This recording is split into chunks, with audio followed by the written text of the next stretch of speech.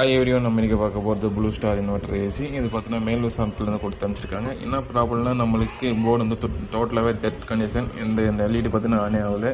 So எதனால் on ஆகணும் பார்த்தீங்கன்னா பியூஸ் போய்ட்டு இருக்குது.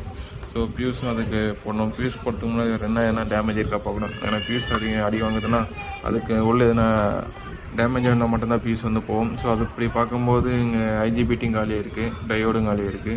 ஆல்ரெடி ஐஜிபிடி ரெடி பண்ணி கொடுத்துருக்காங்க. பட் பார்த்தீங்கன்னா 1 or 2 மந்த்தில் ரிப்பீட் ஆகிருக்கு.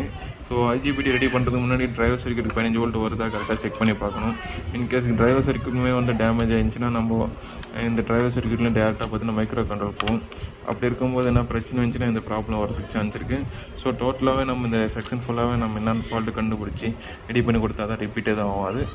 ஸோ லாஸ்ட் டைம் பாருங்கள் போர்டு ரெடி ஆகுதா இல்லையான்ட்டு. பார்த்தீங்கன்னா நமக்கு ஐஜிபிடி கொடுக்கவே இல்லை. ஐஜிபிடி எடுத்துகிட்டு சிக்னலை செக் பண்ணியிருக்கேன். கேட் சிக்னல் பக்கா வருது. ஸோ அதே மாதிரி ட்ரான்ஸ்ஃபார்மர் வச்சு யூஸ் பண்ணியிருக்கேன். ட்ரான்ஸ்ஃபார்மர் வோல்டேஜ் கம்மி பண்ணும்போது தான் நம்மளுக்கு சீக்கிரமாக வந்து யூஸ் பண்ண முடியும். ஸோ கம்ப்ரஸரும் ஓடின்னு இருக்குது. ஐஜிபிடி எதுவுமே கனெக்ட் பண்ணல. ஸோ ஆஃப் பண்ணிட்டு நம்ம ஐஜிபிடி கனெக்ட் பண்ணிட்டு கொடுத்துடலாம். ஸோ கம்ப்ரஸர் ஆஃப் பண்ணணுமே சிக்னல் ஆஃப் ஆயிடுச்சு. ஸோ இன்கேஸ் சிக்னல் நம்ம கம்ப்ரஸர் ஆஃப் பண்ணணும் 15 வோல்ட் வந்து இருந்துச்சுன்னா கண்டிப்பாக வந்து கேட் டிரைவர் ஐசி வந்து சேஞ்ச் பண்ணிவிடுங்க. இல்லைனா உங்களுக்கு ரிப்பீட் ப்ராப்ளம் வந்து இருக்கும். 14 சேஞ்ச் பண்ண போகும்போது தான் எனக்கு பக்காவாக இப்போது கம்ப்ரஸர் அதாவது அவுட்புட் கொடுக்கும்போது தான் நம்மளுக்கு கேட் சிக்னல் வருது.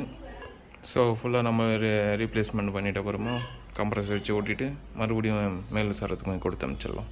யூஸ் பண்ணுறது எல்லாமே ஐஜிபிடி கேட் டிரைவரும் சரி, அதில் ஐஜிபிடியாலும் சரி எல்லாமே புதுசு யூஸ் பண்ணுவோம். எதுவும் பழைய போர்ட்லேருந்து எடுத்து யூஸ் பண்ண மாட்டோம். அதனால் லைஃப் வந்து நம்மளுக்கு அதிகமாக இருக்கும். அதனால் கம்ப்ரஸரும் ஸ்டார்ட் ஆகிடுச்சு. நம்மளுக்கு ப்ராப்ளம் பார்த்தீங்கன்னா ரெக்டிஃபை ஆகிடுச்சு. எல்இடியும் நல்லாவே க்ளோவிங்கில் இருக்குது. எரர் வந்தால் மட்டும்தான் பிளிங்க் ஆகும். எரர் எதுவுமே இல்லை. ஓகே, இன்டோரும் ஓடினே இருக்குது, அவுட்டோரும் ஓடினே இருக்குது.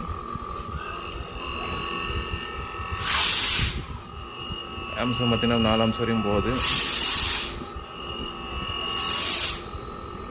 சரி, நம்ம வோல்டேஜ் கம்மி பண்ணி பார்க்கலாம். ஸோ வோல்டேஜ் நான் கம்மி பண்ண 182 வச்சுருக்கேன். கம்ப்ரஸர் பார்த்தீங்கன்னா ஸ்பீட் ஆகுது. அதாவது பார்த்தீங்கன்னா பிஎஃப்சி செக்ஷன் ஆக்டிவேட் ஆகிடுச்சு. இது மாதிரி நம்ம வோல்டேஜ் கம்மி பண்ணி பிஎஃப்சி செக்ஷன் ஈஸியாக நம்மளால் அச்சீவ் பண்ண முடியும். ஸோ பக்காவாக ரெடி ஆகிடுச்சு, எந்த ப்ராப்ளம் இல்லை. 180லாம் பார்த்தீங்கன்னா நம்ம கம்ப்ரஸர் நல்லா ஓடுது. ஆம்ஸ் பாருங்கள் 4 ஆம்ஸ் வரையும் ஏறுது. ஸோ ஃபஸ்ட்டு ஸ்டார்டிங்கில் மட்டும்தான் நமக்கு 230 வோல்ட் தேவை. அதுக்கப்புறமா வோல்டேஜ் கம்மி ஆனாலும் போர்டே பார்த்தீங்கன்னா அந்த பிஎஃப் செக்ஷன் ஆக்டிவேட் ஆகிட்டு வோல்டேஜ் கரெக்டாக கொடுத்துன்னு இருக்கும். Thank you friends. நம்மளுக்கு 160 வோல்ட்டில் கூட நம்ம வந்து சிஸ்டம் ஒர்க் ஆகி தான் இருக்குது. ஃபேன் மோட்டரும் டிசி மோட்டர் ஓடி தான் இருக்குது. இன்டோரும் ஓடி தான் இருக்குது. டெம்பரேச்சர் 24 தான் இருக்குது. சிஸ்டம் ஆஃப் ஆகல. Okay bro, thank you. இது மாதிரி எந்த பிரச்சனையும் நம்ம ரெடி பண்ணி கொடுக்க முடியும். இருக்கிற எல்லா டெஸ்ட்